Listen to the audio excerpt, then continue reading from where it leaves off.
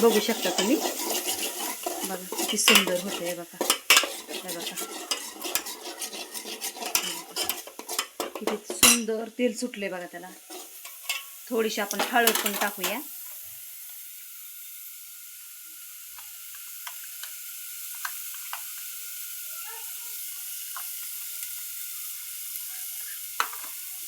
शेंगा शिजायला लावलेत बघा, मी थोडंसं कढईत टाकलेत, कारण कच्चं नाही टाकायचं, आबडदोबड आधी शिजून घ्यायचं.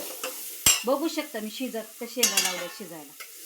कढईला ठेवलंय बघा पातेलं, धुवून स्वच्छ शेंगा घेतल्यात बघा.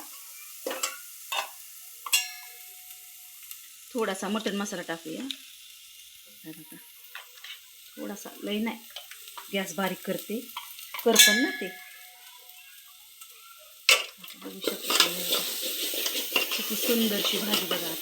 आता आपण अर्धवट शेंगा शिजून घेतलेल्या आहेत.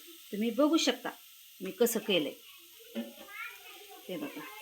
आता शेंगा मी त्याच्यात टाकत आहे, पाहू शकता तुम्ही बघा.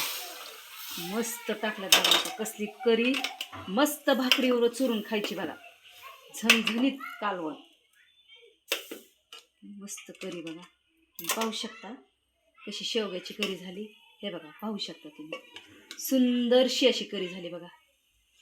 कसा कलर आलाय बघा ह्या शेंगाच्या करीला. हे बघा, जास्त तेल नाही टाकत, मला तेल जास्त आवडत नाही, कारण शरीरासाठी चांगलं नसतं. आता थोडासा कूट टाकूया. तुम्ही बघू शकता, हे बघा कूट पण टाकलाय. भाकरी बरोबर चुरून खायचं बघा मस्तपैकी मध्ये. त्याला म्हणते शेवग्याची करी.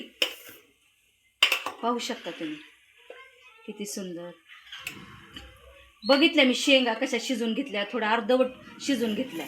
मग थोड्या वेळा असं स्लो करायचा गॅस, 5 मिनटं ठेवायचं. हे असं थोडं 5 मिनटं राहू द्या बघा. 5 मिनटांनी परत तुम्ही पाहू शकता कसं शिजल्या.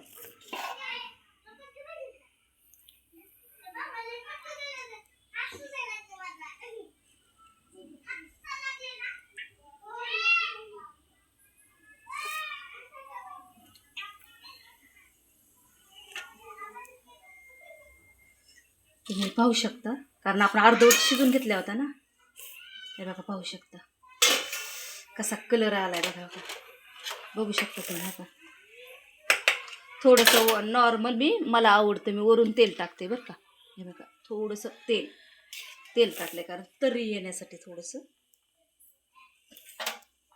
बघू शकता तुम्ही कशी झाली करी. हे बघा, पाहू शकता. हे बघा, हे बघा किती सुंदर करी झाली. थोडीशी कोथिंबीर टाकूया. पाहू शकता, थोडीशी कोथिंबीर टाकू अशी मस्त बेकमध्ये. आता आपली करी अशाने करी झालेली. आता आपण गॅस बंद करूया. तुम्हाला आमची करी आवडली असेल तर आमच्या यूट्यूबच्या चॅनलला, माझ्या चॅनलला लाईक करा, शेअर करा माझ्या संगती. धन्यवाद येशूला, थँक्यू.